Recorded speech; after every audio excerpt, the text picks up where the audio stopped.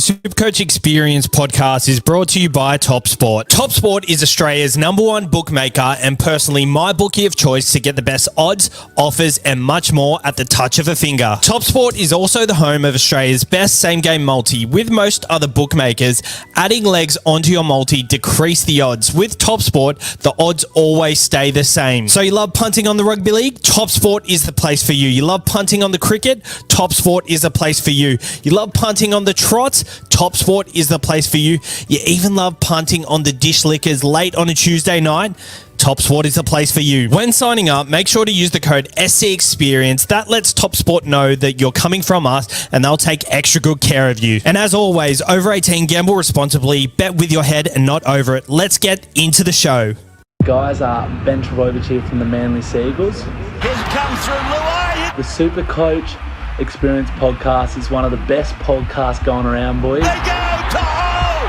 Scores. Keep doing what you're doing, and yeah, I just want to say, what a podcast. Go the Mighty Eagles. Hey lads, Ewan Aiken here from the New Zealand Warriors. Hope you have a big year with the SuperCoach Experience podcast. Got the ball to Sims. It's down to hole. To hole. It's gone in again. What a pass.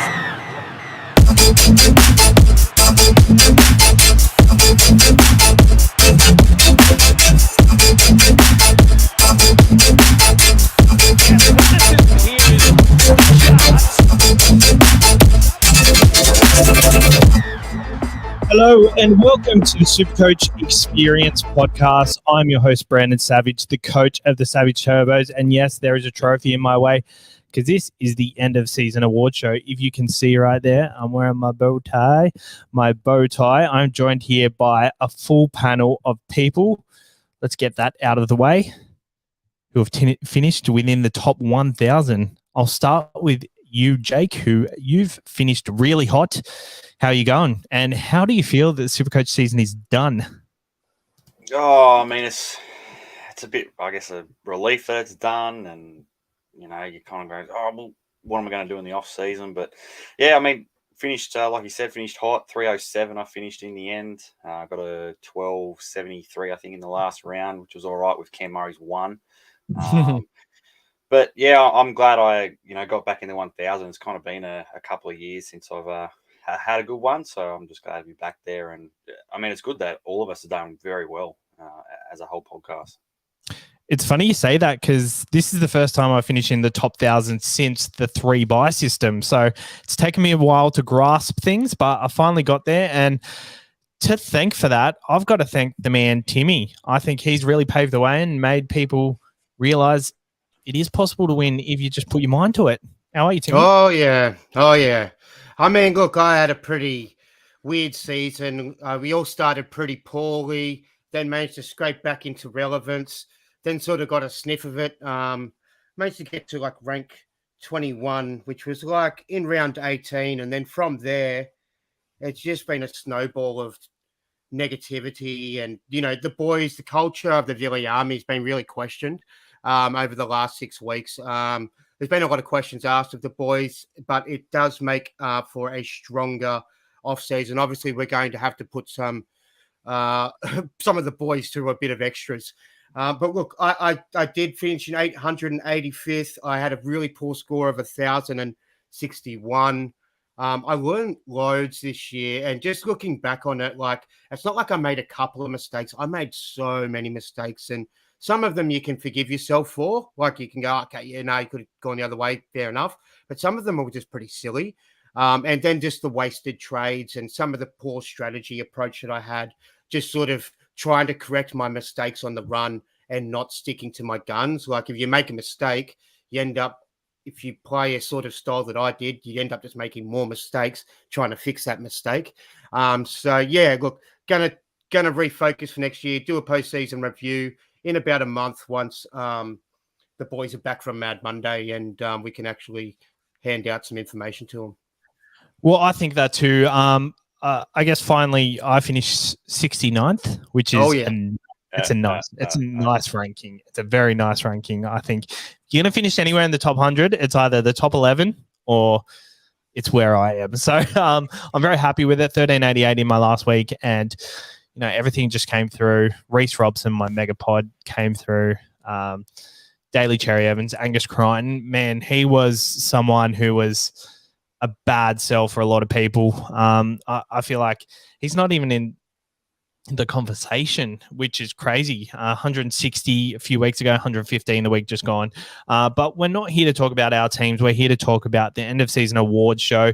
And our first comment here is from Ryan Jeremy Sanders. Up, lads. Cheers, Ryan from the Chichimungers. So it's funny he says that because we're about to draw our Supercoach Champion ring winner and the winner of the Viliami jersey. I was actually going to wear the Viliami jersey tonight, but I would have done it unless it was. I've got it. It's around the house. There's a box somewhere.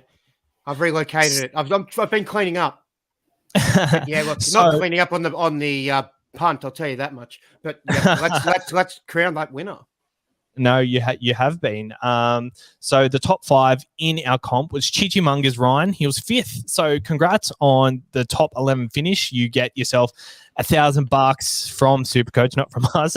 And also that tracksuit. I think that's a great prize, and he's going to get a drink bottle and a ball. So that's honestly a great prize. We've got Roosters Pack Troy 2nd, Toby's Troops Toby 3rd, Mind at Large Jeff 4th, and at 5th we got Pink Socks Jared. And just outside the 5 was Headgears Brian, NRL Physio, and myself at 7th. So we're going to do that now. We're going to draw the prize. So we've got here the spinny wheel thing. So what we're going to do is let's draw it. Let's go. Good luck, Chichimungers. And it's Mind at Large. So, yes. On your large, Mind at Large, Jeff, make sure to give us a message so we can organize that package for you. We will post this on our socials, but if we don't have a response soon, means you're just like someone who entered the comp and actually doesn't listen to the show, then we'll do the draw again in a few weeks. Even though the Supercoach season is kind of finished, we've still got a bit of content going here and there. So we will do that. So congrats to Jeff. Make sure to send us a message. Guys, you want to get into the awards? Oh, yeah. I'm ready. Although I didn't bring a bow tie. I don't actually own a bow tie, so I'm sorry. Yeah, well, you're not going to be able to shake the hand of the players, man. It's just sort of etiquette. Yeah, no, I'll just stand in the background, and just applaud. That's right. So So for the end of season awards, there's a few awards to go around, but there is some off-season content going. We're going to do probably our post-season review of our sides, just say where we went wrong, where we went good, and things like that. We've also got the final series of NRL with me and Big Les's League podcast, which we're going to do like a 30-minute thing. We can get Jake, Tim, Mikey on, but we'll make that a just one-on-one kind of segment thing. So that is coming up in the off-season, and obviously BBL and horse racing, but nonetheless, let's get into the awards.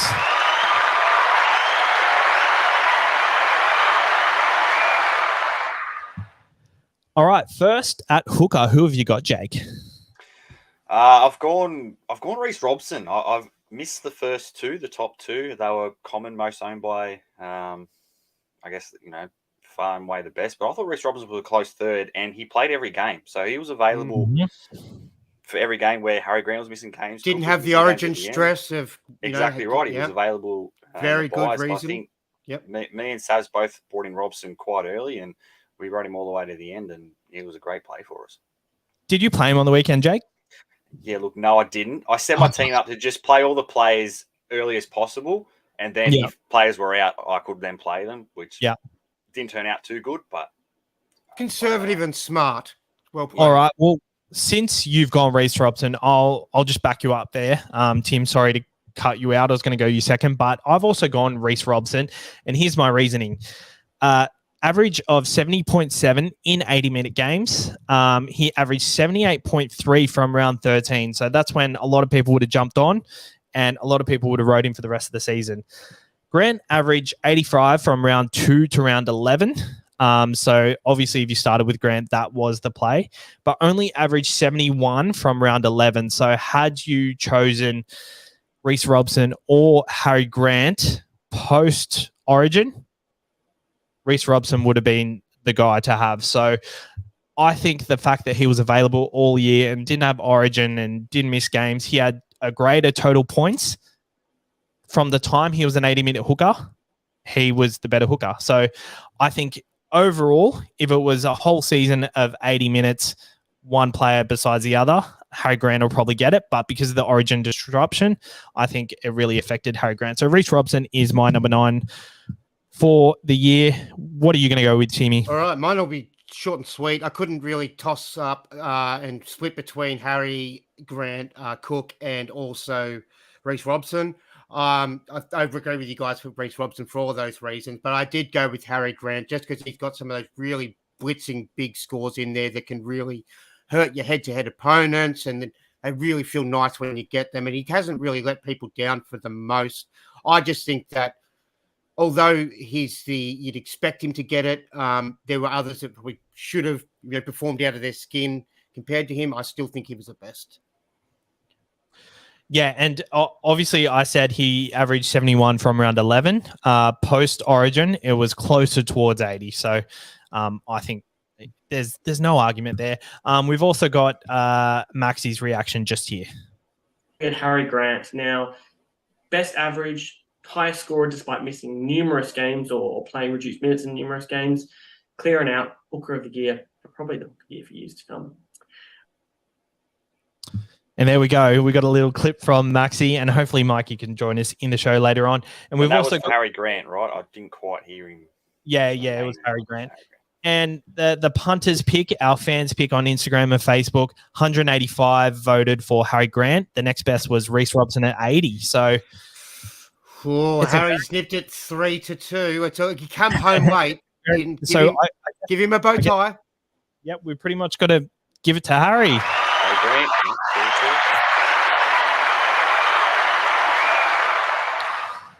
Front row forward of the year. We'll start with you, Tim. Okay. I didn't own this guy. The reason I've picked this guy is because I think everyone else really had IPAP from the start, except for myself. I really struggled this year, all right, guys? I didn't make the greatest decisions, but Tarpany, if you got him when people were getting him for round 13, especially for that first buy and onwards, he was a difference maker. He was really pipping, whoever he was versing in your head-to-heads or overalls for fighting against other sides. Tarpany for mine for sure.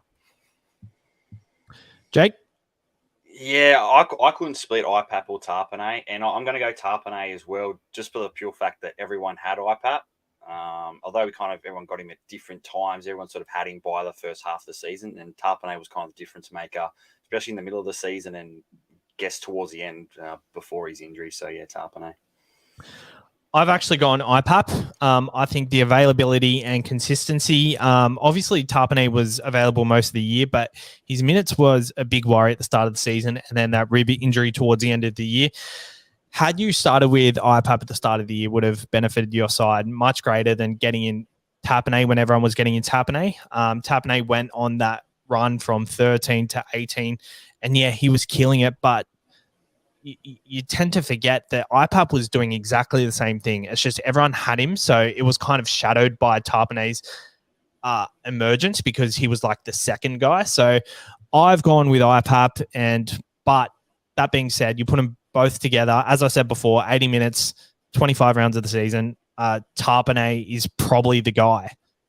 I guess. Tarpany and they were both dual as well, which which was really good. Which him through that. Which they might both lose next year, which is going to be a bit tough. But one's going to be in the front row, one's going to be in the second row, which is good. Let's go to Maxi's. Isaiah Papali'i. Overpriced, arguments were made earlier on in the season, but really IPAPs was clear. He averaged, I think it was around about the mid-70s by season end, and he scored around 360 points more than Joey Tarpany. So honestly, front row forward of the year, IPAPs is going to be in my starting side next year. No more overpriced arguments made about him. All right, what I'm going to have to say here, I'm going to have to chime in. I'm feeling a trend. The crowd are going to vote for IPAP, and it's going to be a late slide in the other direction this time. Like we both went for, don't go the early crow. That just shows you. Okay, Tell us what the crowd thinks. It is tight. It is very tight. We have 3 points, 3 votes for Joe Offengawe, 14 votes for Payne Haas, which they're out of the conversation anyway, 87 votes for Isaiah Papali'i, and 272 votes for Joe Tarpanay. Joe Tarpanay is the front row forward of the year. I feel like I'm picking the Logie winners. I really get excited when I do that. So I didn't have him in my side, and I didn't have Harry for most of the year, but I'm excited. I picked that they were. Tim's 2 from 2, and I'm sensing he might have rigged these results. No, these results cannot be rigged. Okay. Let's go to the second row forwards. We've got. There's so much to pick from here. I honestly could have put IPAP and Tarpanay in there, but I've kind of ruled these players out in the positions that they're most likely not to be. So Tarpanay, IPAP, they're most likely to be in your front row. So I'll go first. I've nominated Sean Lane, average of 70.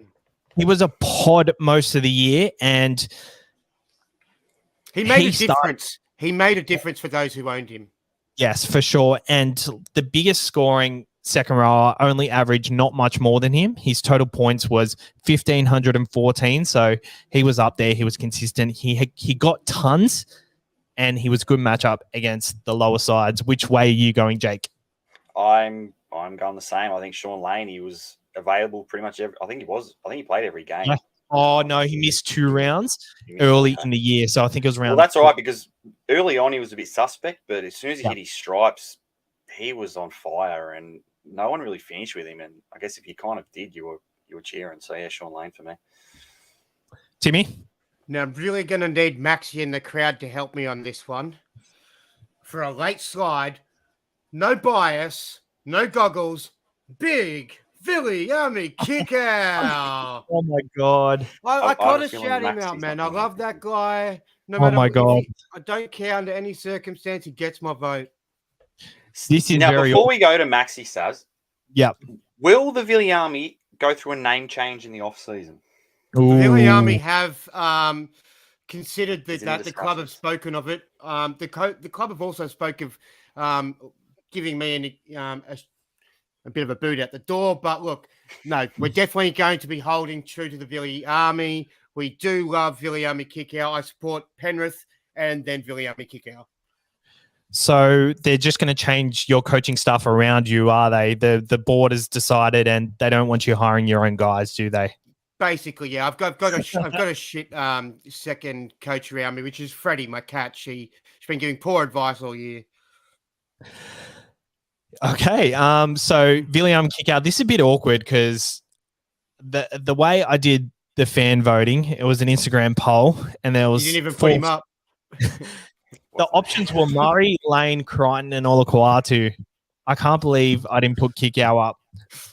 That's fine. He was a little bit. He's probably better than Olakuatu a lot of the time, to be fair. Okay. But if Maxi votes Kikau, then we need a revote, and we need to do this. This needs to be re-awarded. There needs to be. Everyone, stop watching the podcast and forget it ever happened. We'll start it again.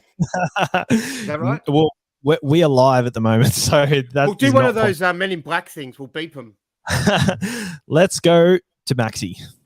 Second rower, we had kind of a surprise pick, Keon Koloamatangi, averaged 67 for the season, around 74 the last 5 rounds. Really, I think the important thing for me, which tipped him over the edge in terms of against Crichton, was he was kind of that buy-around bolter pick. And he was kind of a pond around home, and I think that kind of swayed in his favour and really came through, for owners. And I think he was around 17% owned by season's end. So, honestly, second row of the year goes to Keon Koloamatangi.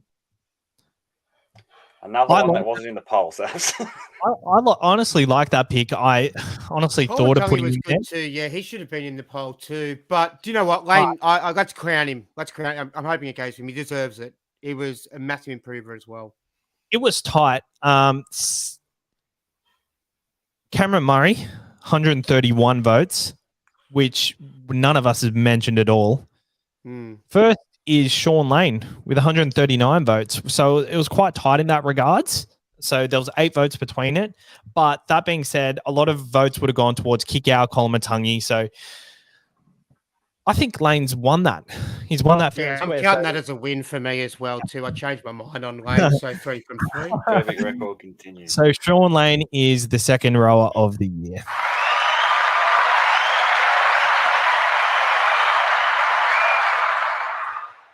Our halfback. Do we need to really speculate here? After 3, 1, 2, 3, Nicho Hynes. Yes. Nicho Hynes. Sorry, I'm on lag. Yeah, no. All right. And the fans vote the same thing. Cleary is at 77 votes. At second, Nicho Hynes, 285 votes. Mitch Moses got 9 votes. Jerome Hughes got 5 votes.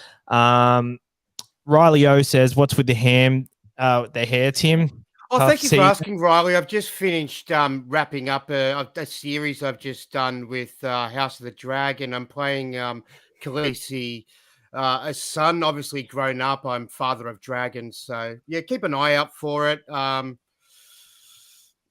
of Dragon. All right, our 5'8" of the year. Tim, we'll start with you. Dylan Brown. Really liked it. I thought, him and Munster, there was a lot of hype around Munster. Did he live up to the hype? I don't think he exceeded the hype. I think he performed to it, and a little bit below it. Dylan Brown exceeded expectations, was very consistent. And if you didn't want to cream and have too many Storm, he was a nice alternative to have. I love him. He was a good player for the year. Jake? See, I do agree with Tim to say that Dylan Brown, he definitely exceeded expectations, but I'm still going to put Cam Munster as the top guy. I think you had to have Cam Munster through the season. I had Dylan Brown I think 3 different times, and I was okay with getting rid of him each time, where I was like, I have to keep Munster even though he's not playing this Origin game. So that's kind of what changed my mind over Cam Munster. I've got Dylan Brown in other categories, so for the fear factor of what he could have done or what he did actually he still did. He still had more tons than Dylan Brown. He still had more bigger scores than Dylan Brown. Fair, I know Dylan Brown's probably base was a bit higher. I think he had 1 score under 40, Dylan Brown, where Munster I think had 3. Dylan Brown played more too. And he was also more available than Munster, but still going Munster. I've personally got a bit of a heads up in fullback too, like getting a bit of cheeky extra love there. So if you're going to could be a little bit one you could consider for that Brown. But let's see what Maxi. Oh, what do you think? I haven't voted. I've gone Munster. Honestly, you can't split a hair between them stats wise. But I've just got a question for you, lads. Do you think it's the way these players score points that determine the popularity? Because the way Munster scores his points is tackle busting, breaking the line, all this flashy stuff, whereas Dylan Brown accumulated a lot, had silky tries, like it was nothing like it looked like he didn't create them from nothing. It was just so smooth the way he did things. Do you think that plays a factor in the way people kind of perceive things? Yes, because I guess we perceive front rowers to be we don't really care about them because they don't score their points very fancy. So I guess I can see your point there with Savs, but I think Dylan Brown does. Dylan Brown was still doing absolute brilliantly stuff. He was a bit pizzazzy, that bang step and then boom and then it does. Yeah, he's got a nice little step. We'll go to Maxi, but I didn't play his halfback clip, so that'll be in there as well. So let's see what Maxi has to say for the halves. Nicho Hynes absolutely smashed it, clear and above halfway pick. I know you have Cleary in there. However, I've put Nicho Hynes there. His performances across the whole of the season, played, I believe every game. If not, he might have missed one. No, I think he played every game. Fantastic. I mean, we'll get on to he might be in for another award later, but his performances were always, consistent, even in, poorer matchups. He always scored around the 60s or the 70s, could really do anything in the weaker matchups, but also had that kind of floor where he looked like he only got 1 assist and ended up on 70 or 80. So Nicho Hynes, halfback of the year. Cam Munster was my 5'8" of the year. Yes, I know Dillbags was was a key kind of contentious pick for this award. I've given it to Cam Munster just because he averaged, I think 6 or 7 points higher than Dillbags. Was a clear kind of ceiling pick in the Storm, and he's just clearly the best 5'8" in Supercoach. Centre wing. I think I heard a little Can't bit of influence us on centre wing yet, Maxi. And the punters agree. Cameron Munster is the clear winner, 247 votes. Dylan Brown, 103. Drinkwater was third at 20 votes. Sam Walker, fourth, very closely at 3 votes. Centre wing of the year, I'll kick it off. Joey Manu. I think ever since round 3 kicked off, he absolutely went nuts. That bye round was when everyone jumped on. He went nuts from there. Big scores, captain choice. There was a lot of centre wings like Ruben Garrick. Mulatalo was good for a point of the season, but Joey Manu for a lot of it too. Mulatalo. Yeah, Mulatalo. Sorry, Mulatalo. Mulatalo. Sorry, mate. But Joey Manu was consistently a threat, and he only got better as the season gone on. Obviously, the last 4 weeks, he averaged 50-odd, which helped Jake finish where he did. But, yeah, I can't go past Joey Manu, and I captained him for that 191, so he has a special place in my heart. Timmy.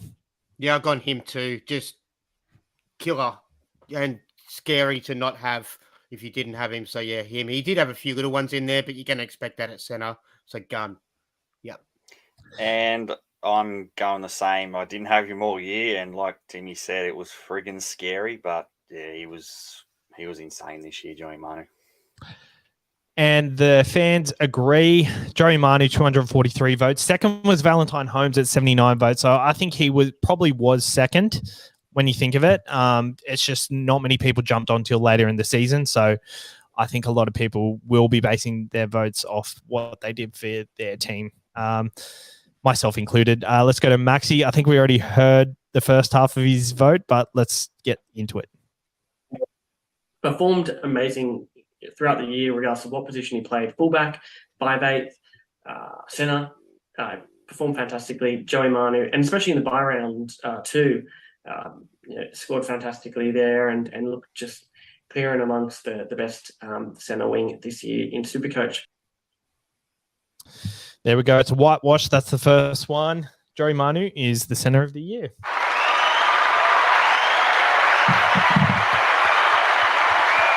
Very unfortunate about his injury too. Like, how sucky is it that he doesn't get to play finals footy 2 years in a row? Like, I mean, it's obviously this year it's not anyone's fault. But yeah, that's rough for them. I think they can still go well without him, but poor bugger. He'll be back for preliminary finals if they make it, potentially. It's just, yeah, it's pretty bad. I think it just proves the resting tactic is the tactic to take. And is a bye round before the semi-finals, is that a legitimate thing the NRL need to look at? Because Cam Murray went down. He's a real good chance not to play this week, I guess. Play, I don't reckon, huh? Because they're playing the Sundays, probably a better chance than most regular weeks. But yeah, what are your thoughts on that one, Jake? Yeah, I mean, really, he shouldn't be playing. I think what might be even his third head knock this year. You kind of got to sit more than 1 week if that's the case. But I mean, it's kind of a do or die game, and they need him for sure. So, well, after his third head knock, it definitely is a do or die situation with concussion, and they've been consistent with it all year with head knocks. So it'll be interesting to see how this one plays out. So our fullback, I found this very hard to choose. So did I. Very hard. I didn't find it that hard, but yeah, I could argue too. There was a lot of different options at different points of the year, and you could argue that the best fullback probably wasn't the best fullback for the year. But we'll start with you, Jake. Which direction have you gone in? Well, like he sort of said, they were at the start of the season. It was all Pappenhausen, but he was there for half a season. Then you look at the last half of the season, and it was Latrell or Mr. Consistency in Teddy. But I'm going to go Latrell for the pure reason that he was so important for the overall picture, the head-to-head picture at the end. that those that didn't get him, he was averaging like nearly 100 for the run home since that bye. So that's why I'm going to go Latrell. Yeah, I'm the same. I've gone to Latrell for the fact that he just did average so much towards the back end, and I think he was just one of those moves that I think he was one of the pieces of the puzzle that you needed to make for the guy to have won. I'd really like to see, because I looked over his side and I'm kind of like, none of them really like stood out like, oh, of course he did that guy. They all just look like good players, you know what I mean? And very similar to a lot of sides, but he probably just made less mistakes than other people, I guess. And yeah, I think he just got all the ones you had to get and didn't miss them, where some sides did miss a couple, you know what I mean? It was hard to fit them all in. I'd like to find out who he missed out on, because there was that one or two guys that we couldn't fit into our side. Surely he had one or two that he had to part with as well. I think we're going to hear from him shortly. Surely, usually the SuperCoach NRL page comes out with the winners podcast. It was about this time. We did him on the champs this week, so he'll be. Oh, did you actually? Yeah. Well, it'll be like tomorrow. We did it yesterday, but like it's edited, so a bit later. But I'm sure Tommy said he was going to go up there on Wednesday, but he was pretty casual about it. Like, might go up Wednesday. He's pretty chill, Tommy. Queensland. Yeah, might go up. Interesting. It's funny because the last few years we've kind of got grasp of the winner early and kind of been able to suss out where their head's at and things like that. Kind of like Des. We had Tim Williams the year before. We had you last year. So this year's kind of been unfamiliar territory where it's kind of felt like an unknown person. So I'm excited to hear. My fullback of the year, it's James Tedesco. You guys said Latrell, and I agree with everything you said, but I missed out on Latrell. And I feel like who knows what it could have been. Tedesco was just consistent throughout the whole season. Captaincy option most weeks. The start of the season was slow, but that's how the Roosters do things, and I think we've got to look at that going forward. Trent Robertson likes to ease into things, so maybe in the future, Roosters players are not kind of players you want to really rush into your side too early unless you see a bit of early form. Let's go to Maxi. Tedesco, the longevity, played, I think played every game, maybe missed one. Fantastic player. He might not be the elitist fullback in the game. There's a contentious pick for being whether Pappy or Turbo might be better, but I still think he's probably in the top two fullbacks of the game. And for SuperCoach purposes, he's best fullback in SuperCoach. Who's he talking about? I went through that whole thing going, who is he talking about? He said Tedesco. Oh, okay. So yeah. Nice. It is 2-2 between Latrell and Tedesco. The fans. They voted Nico Hines at 45 votes. Pappenhausen at 35. Latrell at 99 votes. And James Tedesco at 190. So James Tedesco is the SuperCoach Experience Fullback of the Year. Very fair.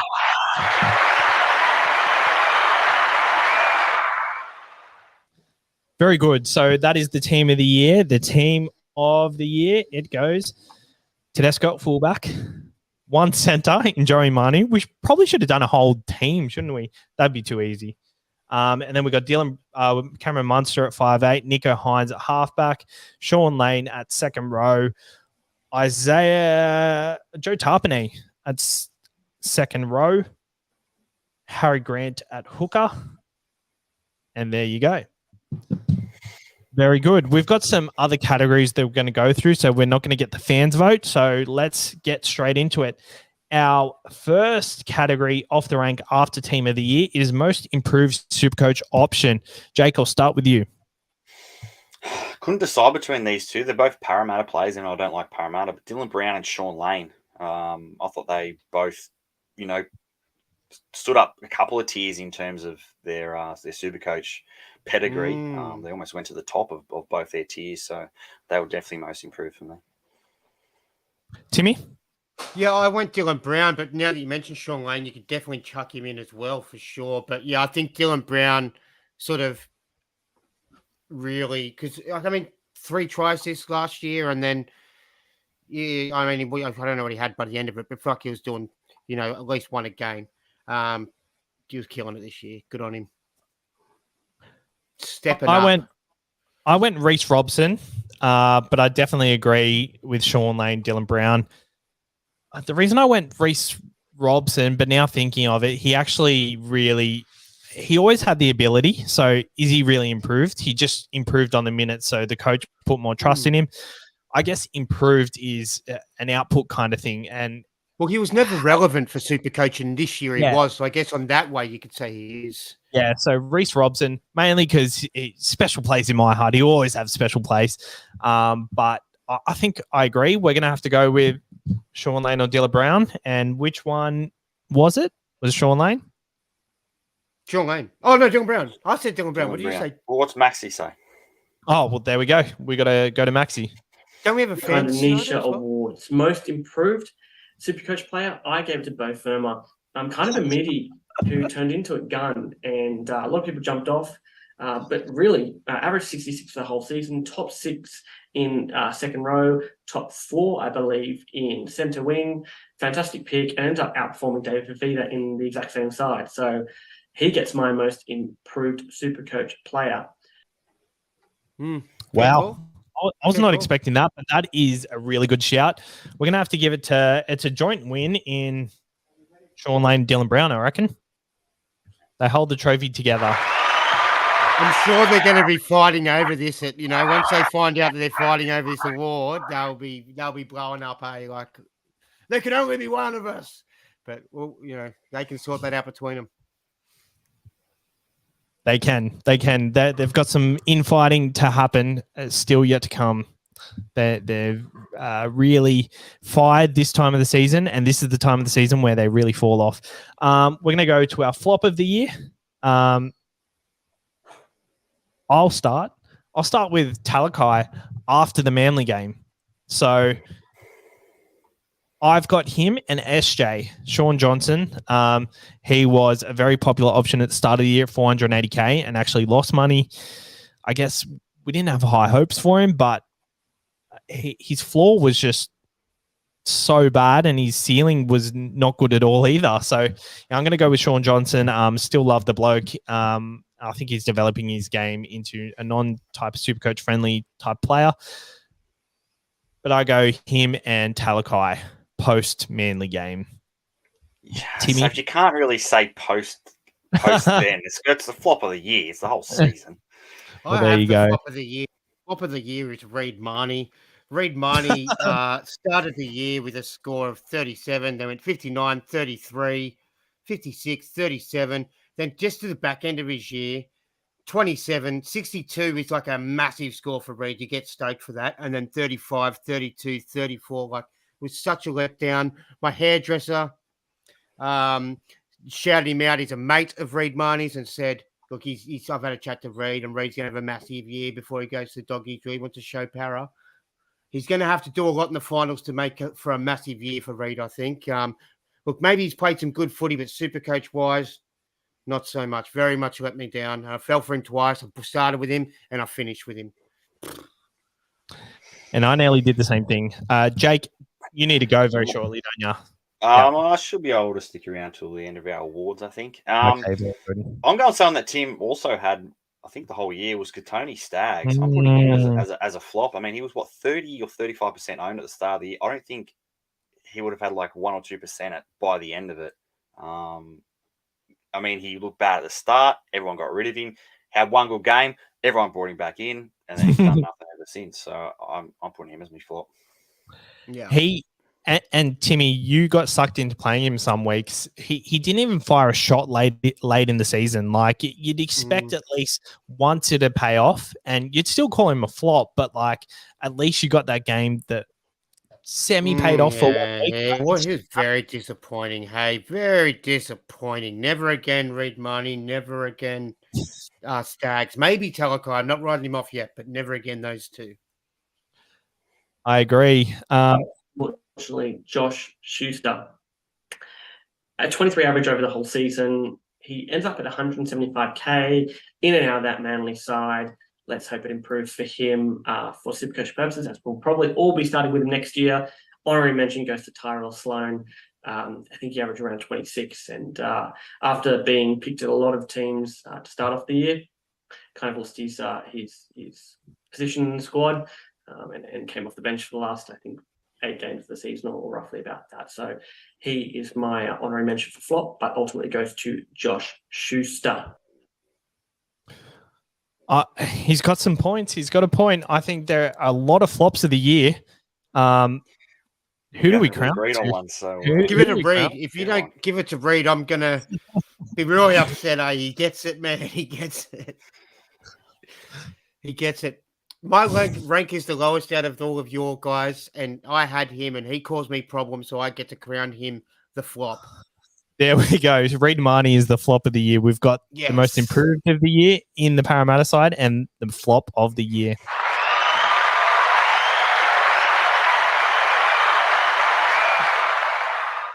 All right. Now we've got a few more to go.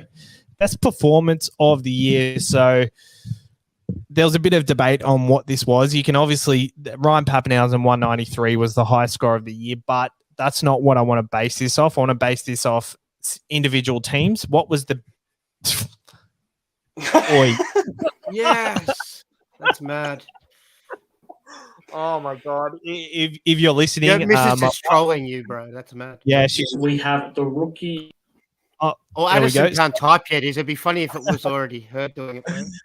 Yes, my wife has written Brandon is the flop of the year. I think I've got to agree with that. I think I've made some dumb decisions. Got in Tom Trebojevic when She's talking about in the bedroom, and when she says flop, she means flop. Isn't that right, Brenda? Yeah.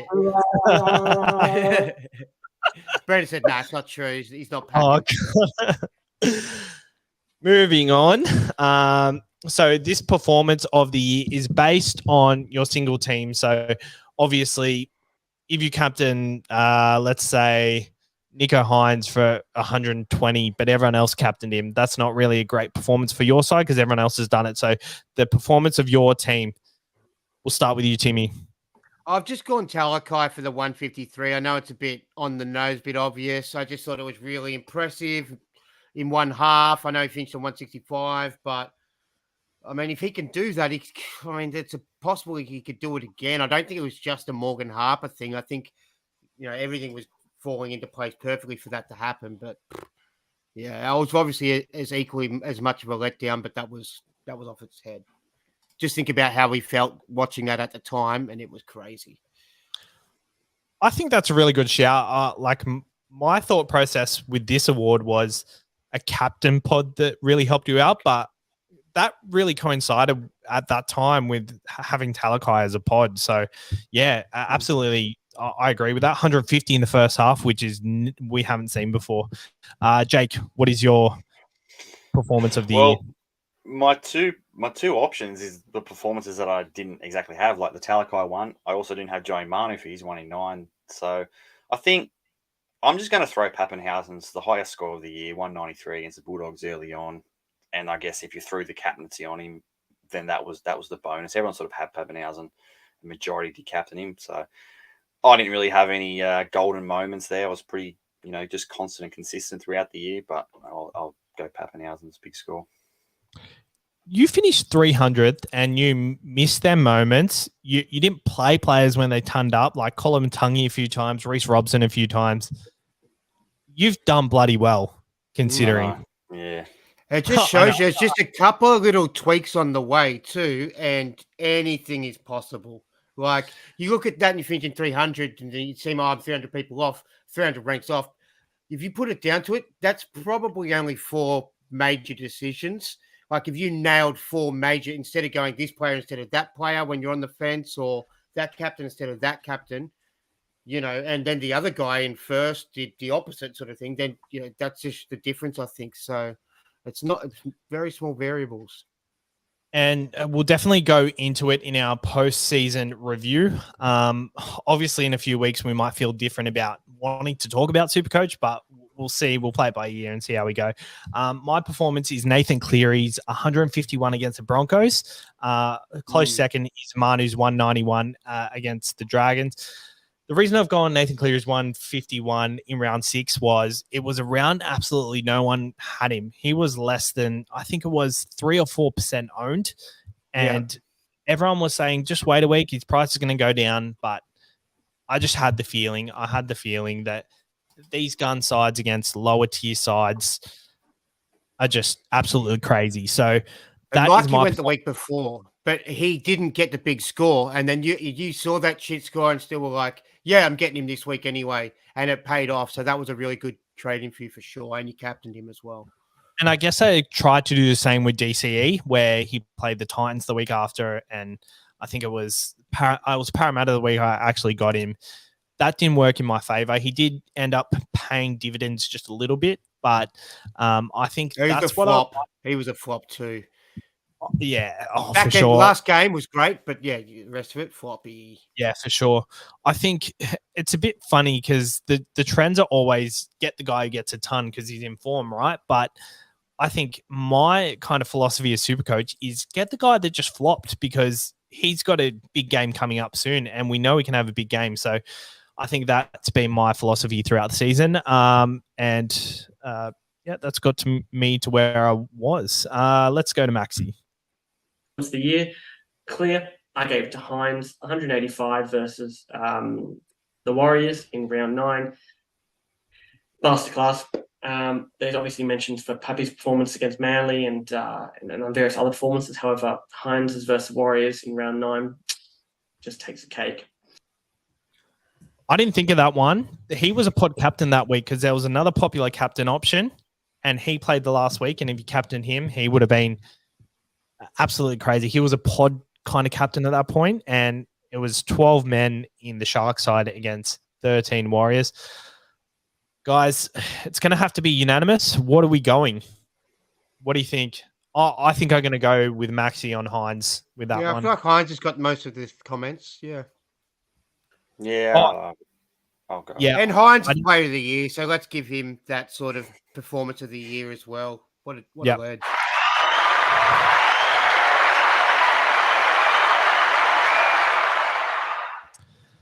Magic Midi of the year. So obviously this show started as the Mike and Sav show and a massive segment was the Magic Midi segment. And Mikey absolutely loves a Magic Midi. So Jake, who is your Magic Midi of the year? I'm going to go Dylan Brown. He started at 463K, got to 700 plus K. I don't know if that's Midi enough, but I'm sure anything under 500 in today's game is a bit of a Midi, and he turned into a gun. So I think Dylan Brown. That is exactly Midi price. Gun price was obviously 600K plus, 500K plus even. I've gone Sean Lane, which is funny because I feel like they're dominating these categories. He started at 463K. So Magic Midi of the year, my pick is Sean Lane. Timmy. I thought this was a weird question because I thought it said Magic Middle of the year. And I thought, geez, that's a really fantasy term, middle. And I was like, I'm just going to go Ruben Cotter. But I guess he was kind of a midi as well, wasn't he? He was. Yeah, and I just think he was handy. I didn't have him either. And I thought he was pretty handy for people, even though he was unavailable for a bit there. But when he was around, he was killing it and good to have. He started at 380K. So that is absolutely Magic Midi. Like keep a player, sort of thing. I've actually skipped a section and I've rookie of the year. So we've got to do this first before we play Maxi's segment. My rookie of the year, Taylor May. He was someone that we were just able to play week in, week out. Big scores, scored tries just for fun in his first few weeks. Yeah, you could say it's a bit of an assaulting kind of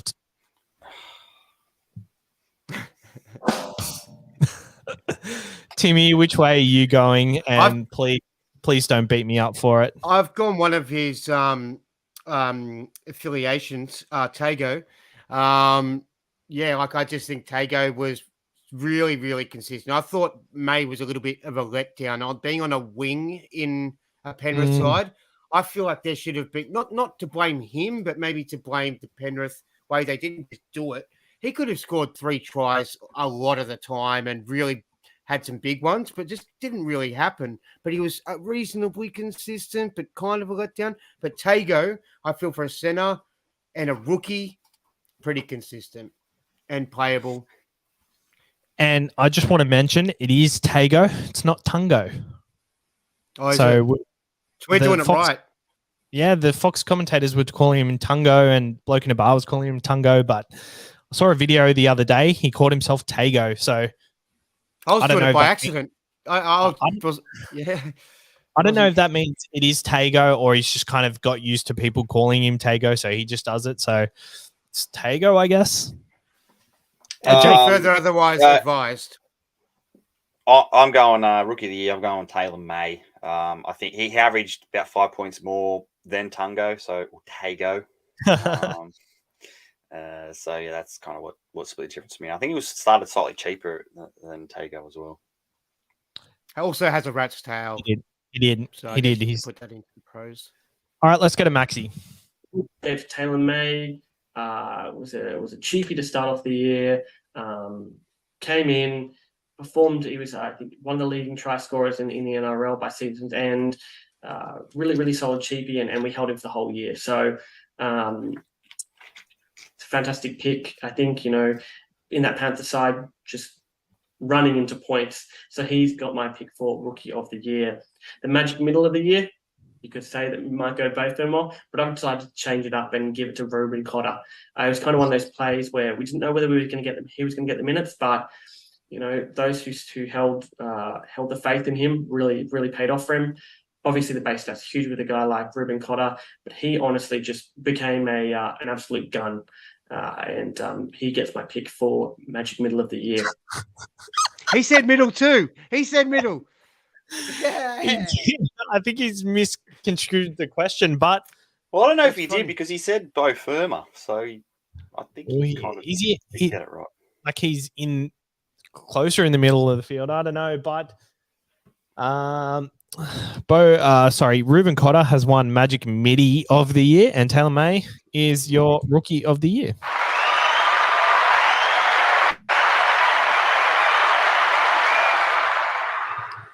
All right, two more to round it out. Gun of the Future Award.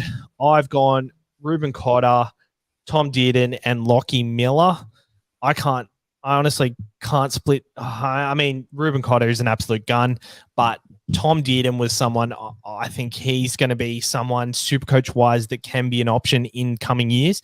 When he'll put a bit of beef on in the next few years. Obviously, he's still young, so I think he's going to be that type of player that in the next few years, he's going to be a good option. Lockie Miller, we can see what he's done at the Sharks. He looks great. Surely a club's going to snatch him up soon, Jake. Surely? Yeah, I think so.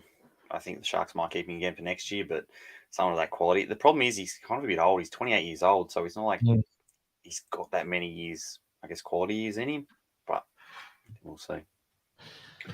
As for my gun... sorry.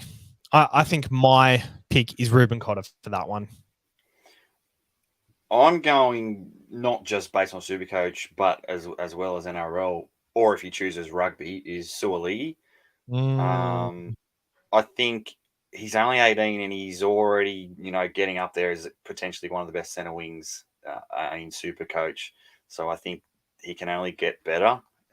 So I think he can be a gun. He can be the Joey Manu in the next couple of years.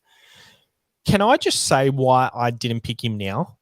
Because he is an absolute superstar now, and I don't see him as a gun of the future. I see him as a gun now. So I love that pick because he's still 18, so he's still got a lot to go. So I'm changing my picks. Into a bloody bazooka. You know I'm changing my picks. Suaalii, I love him as a player too, and he's seems really humble as well. Timmy, which way are you going? I've gone Cobbo. I think he's shown some really nice glimpses. He really backed up the stuff that he was doing in the Queensland Cup the year prior. And I think that going forward, if he can get into that fullback spot, he'll be the thing to do. If he doesn't need a rest because of fatigue. Yeah. I agree with that one. I think he's an absolute star of the future, and him and Suoli'i are on very similar paths, but I think Suoli'i, absolute superstar. Let's see which way Maxi goes. Future goes to Joseph Suwali. I think, for his age, Joseph Suali'i, for his age, he's playing absolutely fantastic in that Roosters squad. He's going to continue to run into points, and he's just going to get better and better and better. And I think he's going to be a staple gun for years to come. And last board, first pick. So Suoli'i is our Gun of the Future award. Who is a gun now?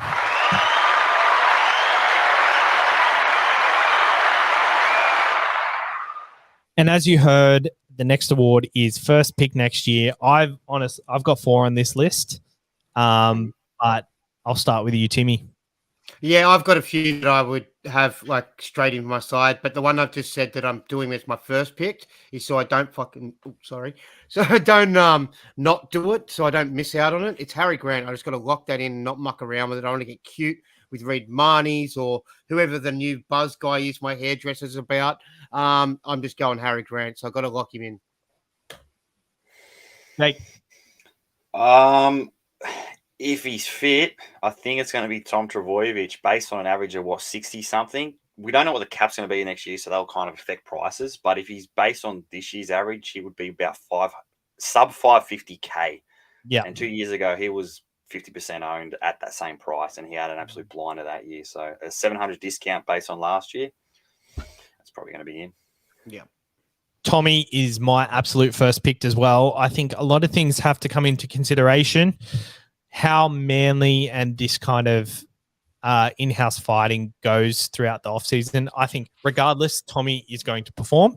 But also, if this goes on for the offseason and their draw is terrible, well, I might wait, maybe. I reckon they'll give the Dolphins a pretty good draw, though, to start the year. I like that one too. He's going there. We all know he's going there. That's what's going on, bro. I'm telling you, bro. He's had enough. That was a good one. Up the Dolphins. Up the Dolphins. Saves 2023 team. He will change. I'm chopping too many F-bombs on this one tonight. No, it's all right. We're a kid-friendly show, but as long as your kids are feral, that's how. Right. That's right. I've also got Ponga, Walsh, Hines, and Cleary. So it's going to be interesting when we talk about it officially. But the Hines and Cleary combo is something I'm going to really want to start with. They're going to be 2 halfbacks that are locked in straight away. So obviously, if a cheapie comes along, that's going to be hard to fit that sort of player in. But yeah, Hines Cleary is the combo I'm really going to want to go for. And quick question for you, Savs. If you can only have one, though, like if it just doesn't work out with all the other people we're trying to squeeze into our side next year come round, and like if you could only have one, which one do you think you're leaning towards at the moment? It'll be based on draw. I think you've really got to base it on draw. And most seasons I do base my decisions around the draw. If they're at a really cheap price, I don't really worry about the draw too much. So me picking Tommy first and worrying about draw is probably not going to come into consideration. But I think, like, say Hines has like a Tigers, St. George, bloody Warriors, really nice run to start off, and Cleary has like the Roosters, Cowboys, Melbourne. I'd get in Hines first, but a priority would be to get Cleary into my side as soon as possible. And I think that is very achievable. But you don't know, because there could be Hines could have a short preseason. We could hear rumors that they haven't. So let's get to Maxi's. Tommy Turbo. Take care, boys. Have a good off season, and we'll see you next year for SuperCoach 2023. Enjoy. There we go. Tommy Turbo seems to be. Am I getting it? I didn't hear his vote. I just heard him say goodbye to us. What's going Tommy on? Turbo. How are you hearing that and I'm not? Yeah. You're on delay, remember, from before? Yeah, that's right. I'm on delay, yeah. Yeah. Well, that is our end of season awards. Tommy Turbo is first pick next year among the boys.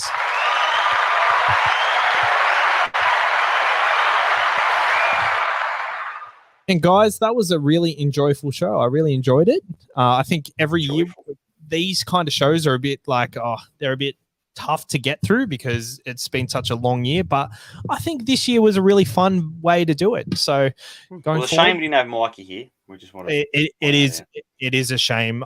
We always want to have the full panel, and we usually do it in person, but there's no need to do it in person when we can do it online. So cheers, guys, for listening. End of season awards, SuperCoach done and dusted. Congratulations to Vake and Block. We've got some content coming out soon. You'll still see us here and there. Jake, SuperCoach Racing, we did one last year. Maybe this year. Probably not worry about it, but BBL's our next one. So. BBL would definitely be the next one. I love the BBL season. Cameron Green overnight, very good against the Kiwis. Timmy, well done. I don't know about other sports. Hey, when you talk about other sports, well, what's that? Yeah, all right. Yeah, I'm just a purist. I'm a purist of NRL and SuperCoach. Yeah, I love you, boys. Congratulations to Savs on his 69th rank, top 100, massive season, consistent as hell. Jake stormed home like he was just like basically like what's his face off the back fence? What do you call him? What's his name from Para that runs off the back fence? He doesn't play too much these days. Yeah, I don't know the guy. He's out of the circle. He's out of the mix these days. But I want to say his surname's Brown. There's a Brown, isn't there? Nathan Brown. Nathan Brown. Yeah, you got like him. You stormed home like a bloody Dylan Brown, Nathan Brown off the back fence. Congratulations to you, top 3 hunch. And the other boys did very well as well. So don't write yourself off for your rank, mate. Another top 1,000. And no big. Thank you very much. 885th. You set the bar so high that a top 1,000 finish is not good enough. So I think next year is going to be bigger and better. Hopefully we'll learn from our mistakes this year. And while you still will see us in the coming weeks and we'll do postseason reviews, I've still got to play this for the end of season award shows. Been up here lighting up the sky. Luna, do you have time to sing a goodbye song before you go? Always Bear. Hey, this was really fun. We hope you liked it too. Seems like we've just begun when suddenly we're through. Is this Addison's bedtime song or something? Good friends, goodbye. This. 'Cause now it's time to. Did you write this song? They're in the big blue house. I say, well, that's okay. 'Cause we'll see you very soon. I know. Very soon, I know. Every year. Goodbye, good friends, goodbye. Yeah, it's solid, bro. They actually do a pretty good sort of like remix version of this as well. Like it's playing in a lot of the clubs these days. House, we'll be waiting for you to come and play. To come and play. To come and play. Bye now.